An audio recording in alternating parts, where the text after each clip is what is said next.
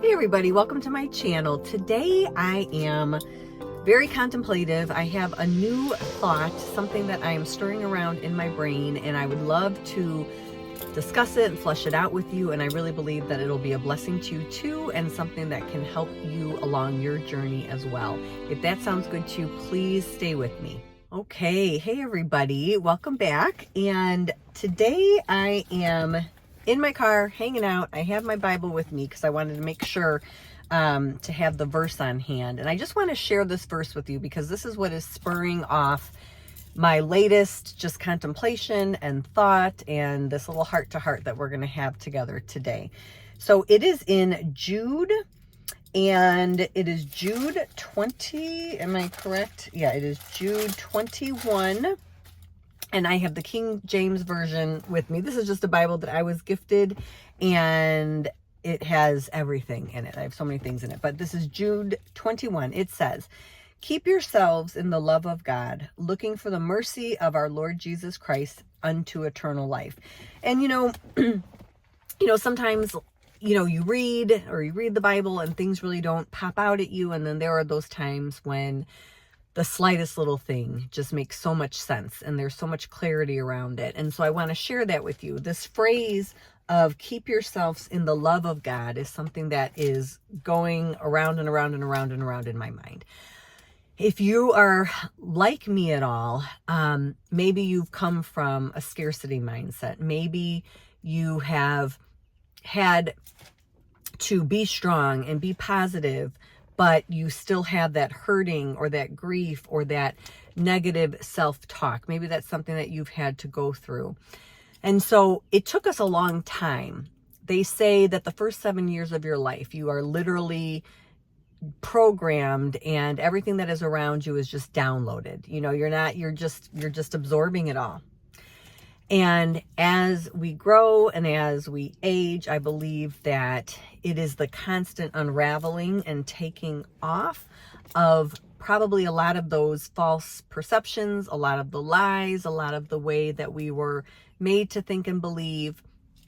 And so with a verse like this, keep yourself in the love of God. I've just had this revelation recently. My default, and probably a lot of humans' default, has always been fear, right? What's my default? Fear. Worst case scenario. Just having to push through it, tense up, grit it out, strive, all of those things, right? And I think a lot of us are programmed that way.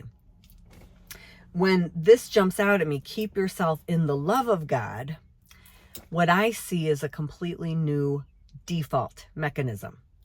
And this default mechanism now for my life and what I want to practice, and I would hope that you would want to share this with me and practice this for yourself too, is the default of love, the default of the thoughts of God is for me, the default of everything truly is working out, the default of God is 3 or 4 steps before me. I'm always going to keep on walking into the good that He has for me. That was not my default. I'm 44 years old now, and it truly, I feel like I'm at a point where I can really start sailing with that now. I feel like I've been getting there and I've been having pieces of it, of really staying in the love of God. But I definitely have not had that as my primary default. My primary default was still the fear. It was still, I guess, the overwhelm. It was still waiting for the other shoe to drop. It was still, I better do this so I can be good with God, so I can, be in the right place with Him. And what I'm clearly seeing in these words, keep yourself in the love of God, it is that He's always there. He is always there catching us with this beautiful net of love. He's always saying that it's okay. He's always letting us know that no matter what we're struggling with, no matter how the day doesn't go right, like He always has a plan. He always has a setup for us. We truly can rest in His love. That can truly be my default. If something doesn't go right in my life, my default doesn't have to be fear. It doesn't have to be the spiral down. I'm very used to, right, spiraling down. It doesn't have to be that way. I can land in that beautiful net of the Lord that is love, where he's telling me, like, it's good, girl. Like, it is good. Keep going. It's good. Like, I have a plan for you. Don't worry about timing. I've got that all covered and checked. You keep walking, keep walking in love on this earth. Keep doing the things you enjoy. Keep using your creativity. Keep loving on your family and people. Keep that hope alive that there is just something really, really good for you, because as I continue to have my default be the love of God, I believe that that's going to be stronger and stronger and stronger and stronger. And then there will be a time where I'm going to be able to receive a lot more. I think each level of maybe us learning how to really be in the love of God enables us to keep receiving while we are here on this earth. And so this is something that I'm just trying to flesh out in my life, like truly, truly, truly the default. My default, the way I was programmed, was fear and lack and scarcity and waiting for the other shoe to drop and kind of being in that hopeless place, right? But when I make the shift and I say my default is truly believing that God is for me, truly believing that this life is for me, truly believing that all these little mishaps and all these little things that can be happening are really for me, and trying to gather the gift from it. What is the gift of these things? Even little mishaps throughout the day. There's big ones and little ones, but even the tiny ones, those probably aggravate me the most, right? Like a lot of the tiny things. But it just keeps setting me up for God's way and for God's path and to be in God's love. I guess a question for you would be, first kind of taking pause and trying to figure out, does my brain tend to run on the fear and the scarcity and the lack and this life isn't for me, I don't know what to do, I'm frozen, I don't know my path? Like, is that where you tend to live? If you can acknowledge that, I encourage you to make the shift. And a simple way to do this, and I've done this in the past before too, is like putting like a sticky note and putting it on your mirror and saying, like, God is for me. Life is for me.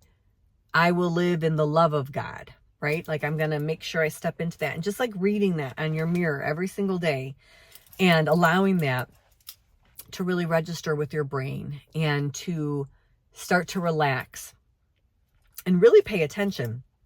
Because the more I pay attention, the more I see. I'm like the littlest things, even these smallest things. I know that God's hand is in the smallest things. And when you really pay attention and you look around and you look at your life and you look at your day and you expect that God is for me, life is for me, things are constantly working out for me, you will notice, you will see how the smallest little things change and flex and, kind of mold into different directions in order to set you up for better circumstances in your life. And God is truly invested in those small things as well as those bigger things in our life.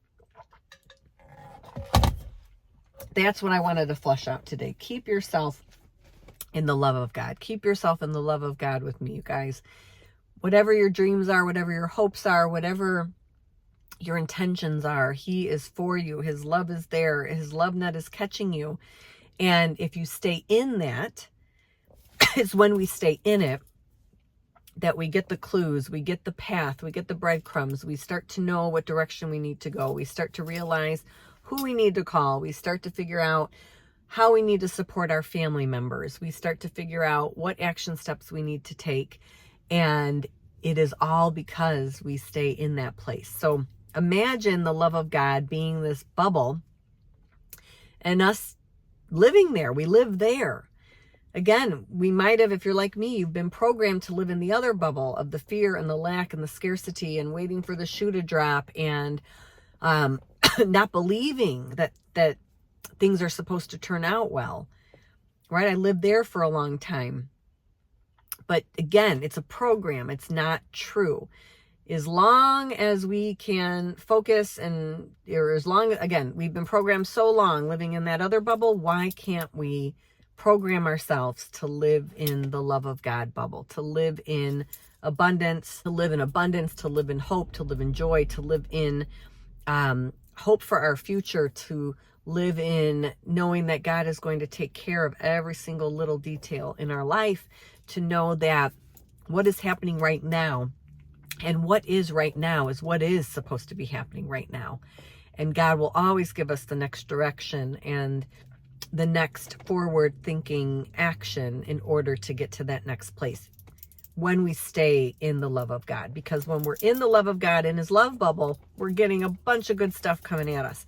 When we go into the other bubble of the fear and the lack and the scarcity and things aren't going to work out and all that, we're not getting a lot of good stuff.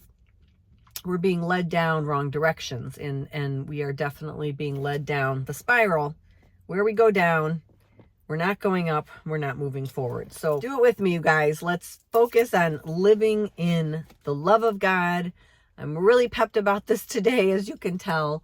And this is definitely going to be a current practice for me, is really reminding myself of that, whether I'm journaling about it, whether I'm sticking another note on my mirror, but having that conscious thought in my head. I will stay in the love of God. Life is for me. He's got it figured out. He's however many steps ahead of me. I don't know exactly, but he's there. Things are always unfolding and working out for my good. And that is where I'm going to stay. So I hope you can join with me in that thought. I encourage you to do so. I hope you are having a wonderful week. Please like and subscribe if you like these type of encouraging videos. This is another, just another part of this channel that I'm adding in. For any new people, I know I've had a couple new people here on the channel. Welcome to my channel. Take a look at everything that I've created over the years. I'm so glad to have you here. And again, if you're ever interested in one-on-one coaching where we do work on mindset, we do work on moving in the direction of love for sure. We do work on new habits, new ideas, new thoughts, new direction, intentionality. Then please go ahead and contact me. Please go to www.stepintoanewday.com and you can book a quick chat with me and we can just kind of see where you're at and see where you want to go. I think I could take one more person this summer with my kids' schedule. Everything's crazy, but you might be the one person that would like some coaching this summer, and I am here for you. So I will see you in my next video. Take care. Bye-bye.